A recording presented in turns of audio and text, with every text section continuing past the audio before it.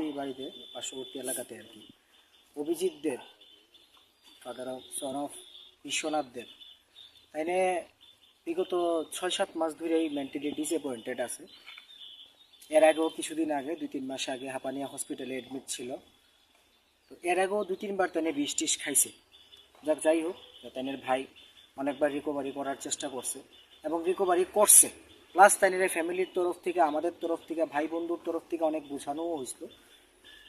তো যেহেতু mentally disappointed, আমরা অনেক বোঝানোর চেষ্টাও করছি। গতকালকে রাত্রেবেলা যথারীতি আমরা যেরকম খাওয়া দাওয়া করে ঘুমাই, তাইনেও ঘুমাইছে, তাইনে বাবার সাথেই ঘুমাইছে। রাত্রেবেলা হঠাৎ করে তাইনেরে পাওয়া যেতেছে না। তো ভোরবেলা পাওয়া যেতেছে না, ভাবছে কি কোনোখানে গেছে, হয়তো বা হাঁটতে হাঁটতে গেছে। তারপরে সবাই খোঁজাখুঁজির পরে তাইনে ঝুলন্ত দেহটা বাড়ির মানে একদম 100 মিটারের মধ্যেই পাওয়া গেছে। একটা পেয়ারা গাছের মধ্যে তাইনের ঝুলন্ত দেহটা পাওয়া গেছে।